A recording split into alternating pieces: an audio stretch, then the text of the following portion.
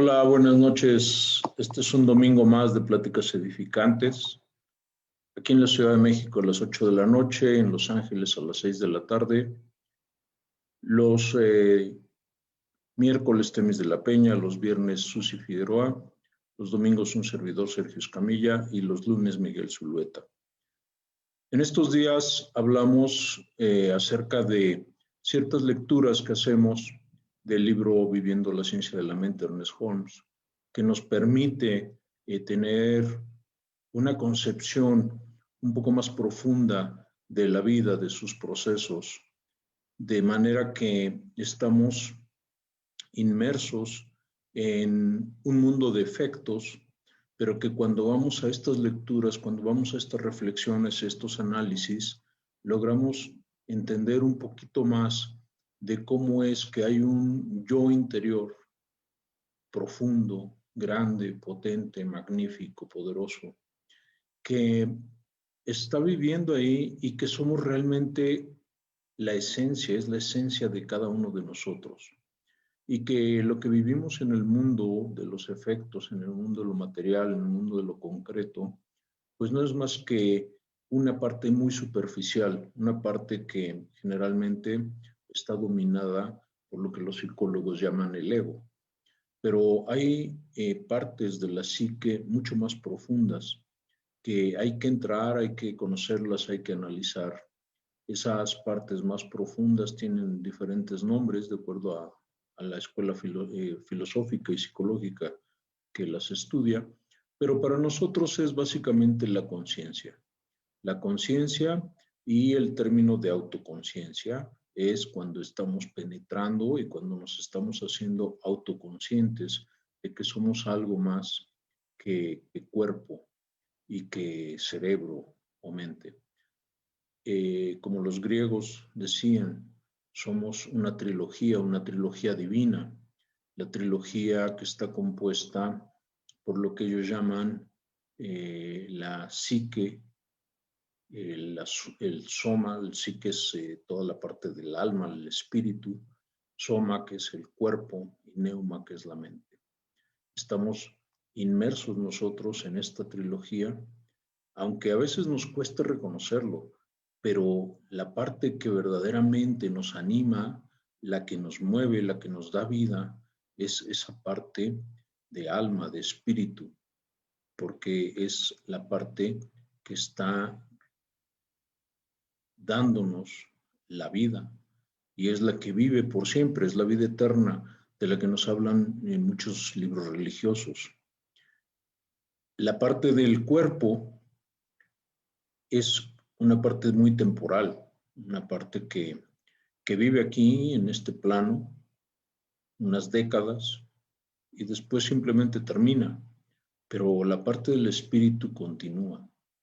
Y es hacia allá donde tenemos que orientar todas nuestras capacidades cognitivas, todas nuestras capacidades de análisis y de profundizar en lo que verdaderamente somos. Cuando logramos esto, nuestra vida da un giro, nuestra vida se hace más armoniosa, nuestra vida se hace más placentera, las relaciones que tenemos con todos los que nos rodean se hacen más tersas, es más fácil viajar por este mundo, viajar por la vida terrenal. Y eso es porque estamos entrando a esos dominios de la autoconciencia. Esta noche quiero leerles unos párrafos de un capítulo que tiene un título que parecerá al principio un poquito contradictorio con esto que estamos diciendo, pero lo vamos a leer y lo vamos a explicar. En la edición digital del libro, en la página 429, está el capítulo que se llama La autoconciencia no es suficiente. Y vamos a ver qué nos dice Holmes, por qué no es suficiente solo esto. Dice, hablemos de la necesidad de recibir las situaciones como vienen, sin miedo y de ninguna manera tratando de evitarlas, porque cada asunto de la vida debe enfrentarse como está, y lo que está mal debe corregirse. Esto de llegar a entender nuestras dificultades psicológicas y cómo liberar el paso para que la fuente de vida original pueda fluir sin obstrucciones. En su sentido más amplio es llamado autoconciencia.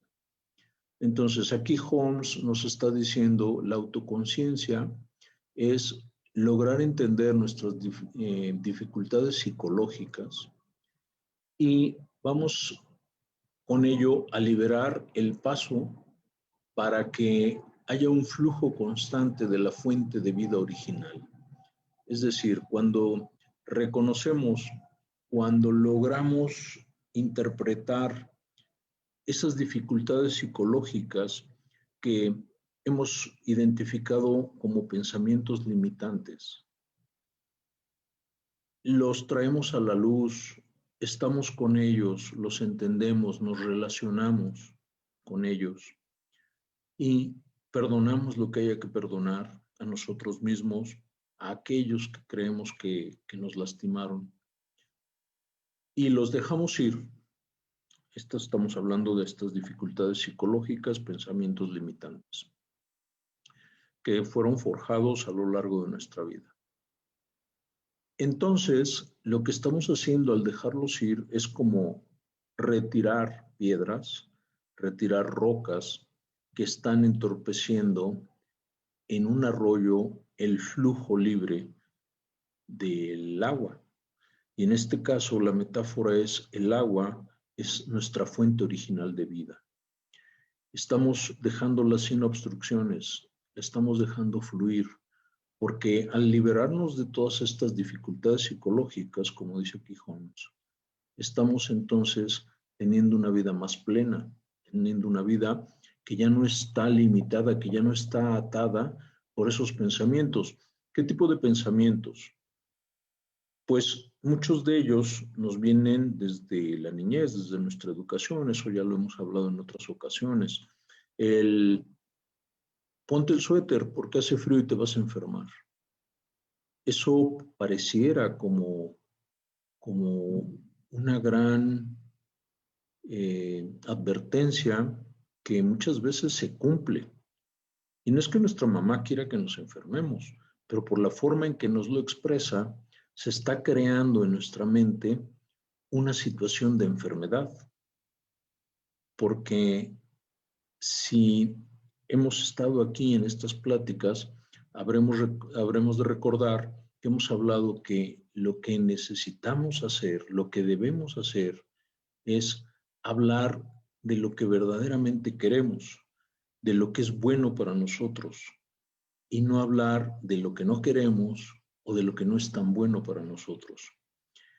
Si vamos a hablar de eso que las mamás nos decían, ponte el suéter porque si no te vas a enfermar, lo que tendríamos que hacer es traducir ese mensaje, traducir ese discurso a algo así como ponte el suéter porque de esa manera vas a estar sano. Y entonces nuestras células se predisponen al escuchar estas palabras de salud a estar saludables. Otra de las frases que también oímos mucho, tal vez recurrentemente cuando somos niños, es no te subas ahí porque te vas a caer. Y muchas veces sucede que esto es como una gran profecía que nos hacen nuestras madres, nuestros padres, nuestros adultos cercanos, nuestros hermanos mayores. Efectivamente, nos subimos y nos caemos. Y eso es algo que se va dando a lo largo de la vida. O sea, hay muchísimas cosas que nos van diciendo que no lo hagamos porque hay una consecuencia y una consecuencia negativa. Esto es con el afán de educarnos, esto es con el afán de protegernos. No hay padre, no hay adulto que quiera dañar a los niños. Lo que sucede es que cuando no tenemos conciencia del poder tan grande que tienen las palabras, del poder tan grande que se ejerce sobre la psique infantil de los niños hasta los 10, 12 años, y ya después es la psique de un adolescente, de un preadolescente, que también tienen efecto, pero probablemente ya de otra manera, todas estas palabras, estos consejos y estas advertencias. Y tenemos que ir analizando cada una de ellas. Pero la idea es, pongámosla en positivo.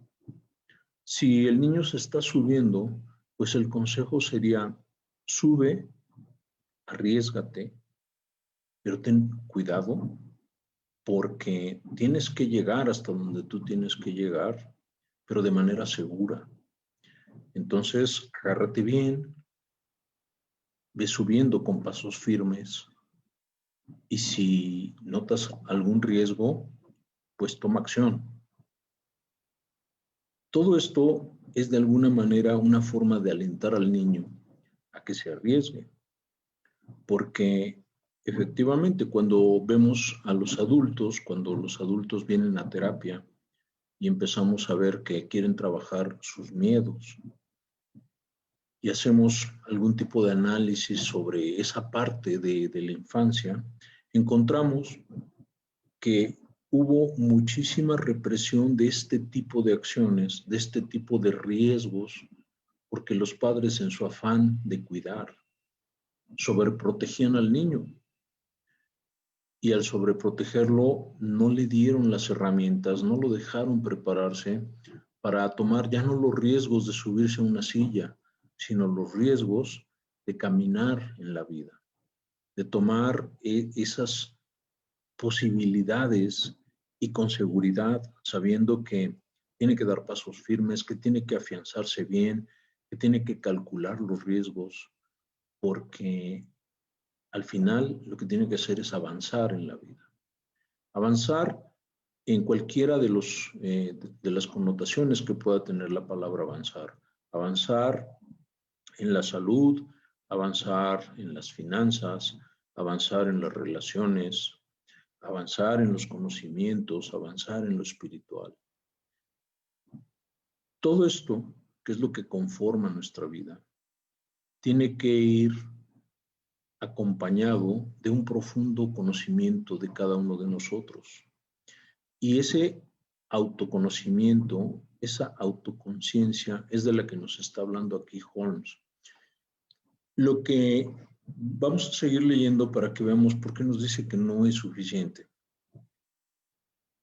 Dice, llegar al propio ser, llegar a la conciencia, llegar a entender por qué y cómo empezamos en el camino emocionalmente equivocado, explicar esto al ser, esto es lo que significa autoconciencia.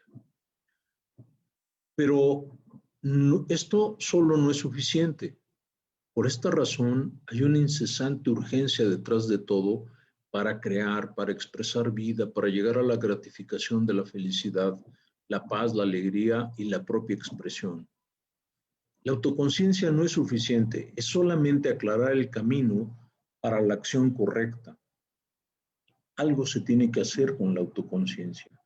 No estamos buscando una forma de escapar de la vida o de vivir, porque esto sería exactamente lo opuesto a todo el propósito de la existencia, que es expresar el ser. Bueno, aquí ya es muy claro Holmes. Lo que nos está diciendo es, y por eso escogí este fondo que, donde ahora me ven, es un templo budista. Y Buda es uno de los grandes iluminados de la historia de la iluminación de la humanidad. Buda, cuando se va a meditar y se va a hacer esta autoconciencia para lograr formar todo el cuerpo de conocimiento que eventualmente se convierte en el pilar del budismo, está en el momento de esa gran iluminación, está siendo un bodhisattva. Un bodhisattva es una persona que está en el camino de la iluminación y cuando se ilumina se convierte en Buda. En el budismo no hay un solo iluminado como lo puede haber en el cristianismo, donde el único iluminado pues, es Jesús. No, en el budismo cualquier persona puede aspirar a iluminarse y a convertirse en Buda. Por eso muchas veces vamos a templos budistas y encontramos a muchos Budas, y Budas de todo tipo, Budas guerreros, Budas campesinos, Budas filósofos, Budas de cualquier rama de actividad, porque lo que hicieron fue que además de que hacían su actividad, estaban en ese proceso de autoconciencia hasta llegar a iluminarse. Pero cuando nosotros estamos iniciando en este proceso de autoconciencia, y es aquí lo que nos dice Holmes, dice, no es suficiente. El proceso de autoconciencia es un proceso largo. El Bodhisattva se prepara por muchos años. Los monjes, ya después de que Buda deja las bases del budismo, y entonces empieza a haber monasterios, empieza a haber maestros que están enseñando a los discípulos.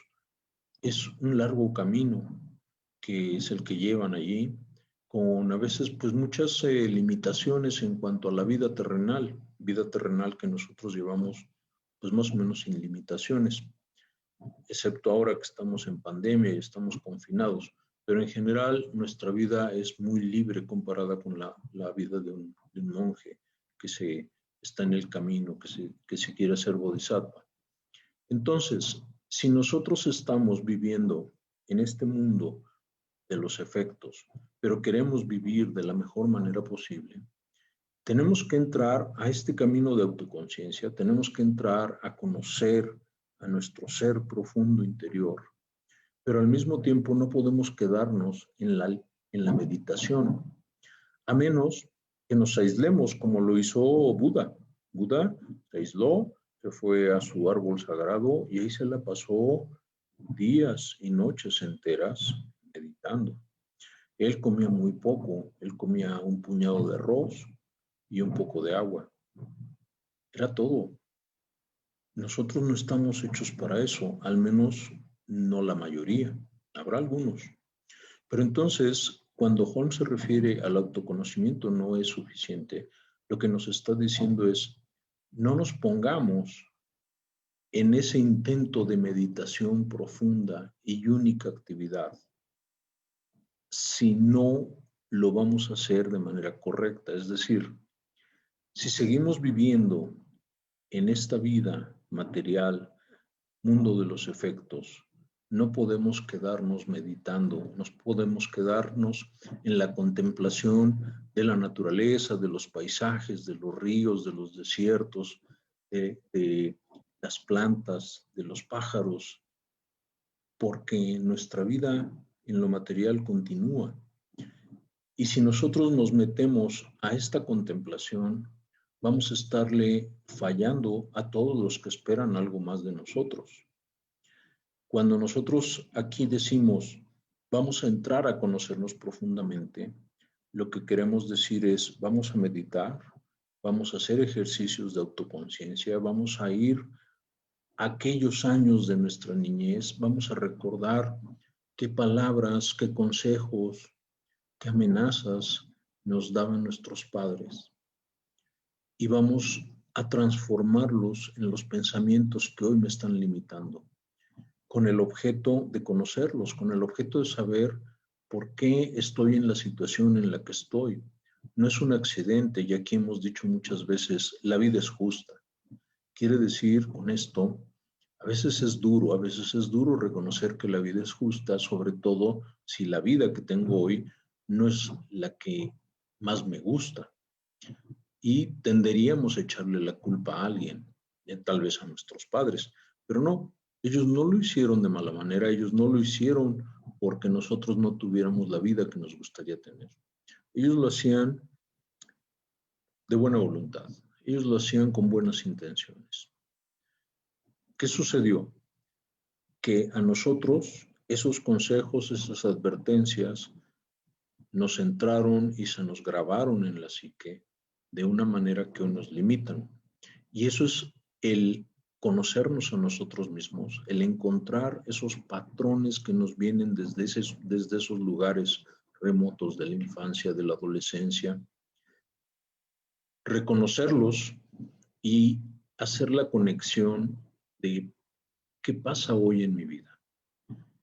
Cuando lo logramos, entonces estamos ya en esa posibilidad de trascenderlo, de trascender ese pensamiento, esa creencia limitante, y entonces dar el siguiente paso, Y el siguiente paso será un paso hacia adelante, un paso donde nos despojamos de todo eso que nos limita y nos empoderamos, porque decimos, es que si me subo, no me voy a caer, porque lo voy a hacer con mucha conciencia, lo voy a hacer con el cuidado requerido y lo voy a lograr. Eso aplicado a todas las áreas de nuestra vida. Esa forma de trascender nuestros pensamientos limitantes es ir adquiriendo autoconciencia.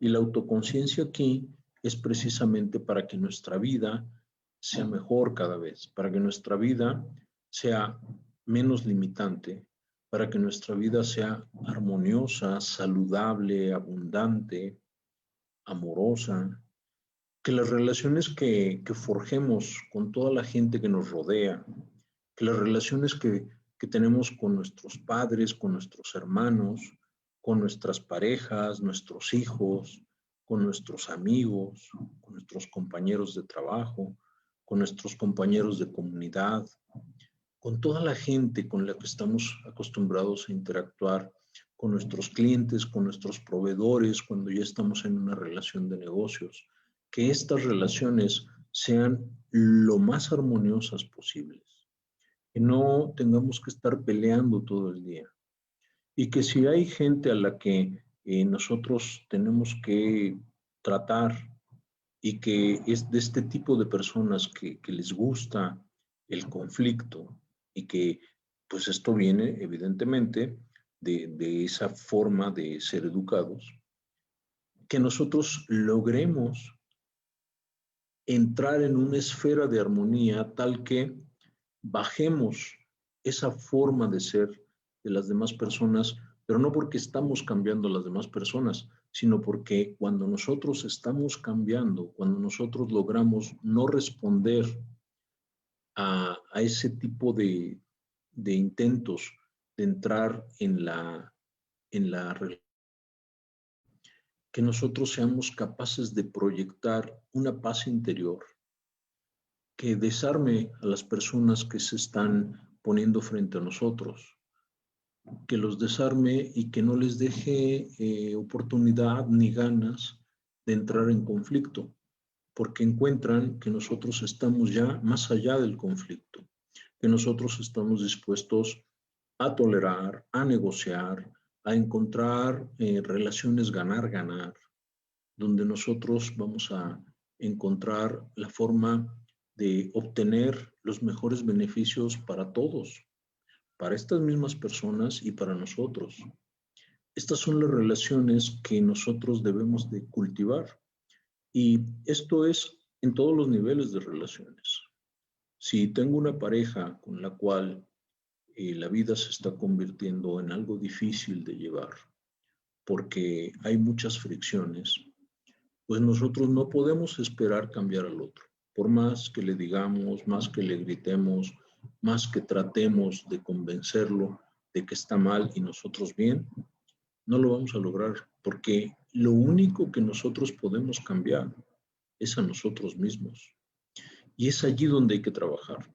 En el momento en que nosotros logramos cambiar a nosotros mismos, en el momento en que nosotros podemos entrar a esos estados de paz, más allá de todo entendimiento, como decimos aquí, es cuando las otras personas se ven desarmadas, cuando nosotros ya no respondemos a los insultos, a las agresiones, cuando nosotros simplemente escuchamos, tratamos de entender, hacemos reflexiones sin ofender, sin responder a la violencia verbal. No estoy hablando necesariamente de violencia física, la puede haber también, pero yo espero que no, esos ya son casos extremos.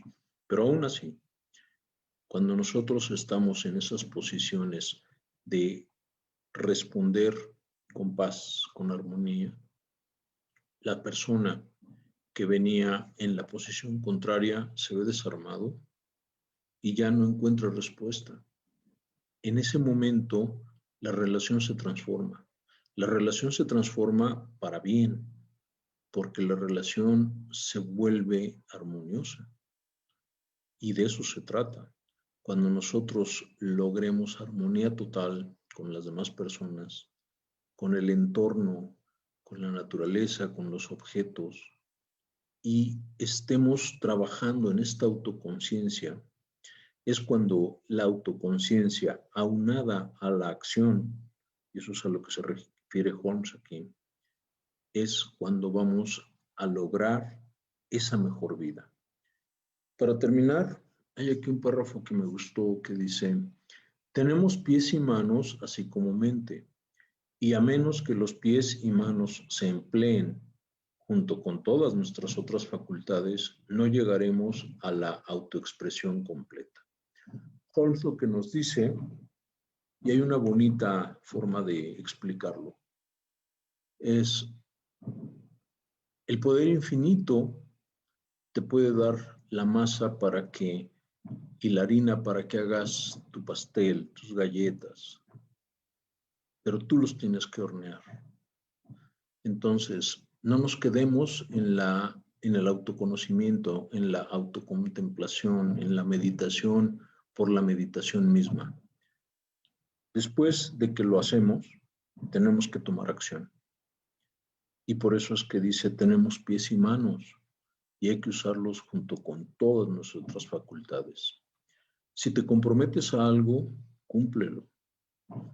Si tú dices, voy a participar, voy a hacer, hazlo. Si tú dices, voy a traer, voy a proveer, hazlo.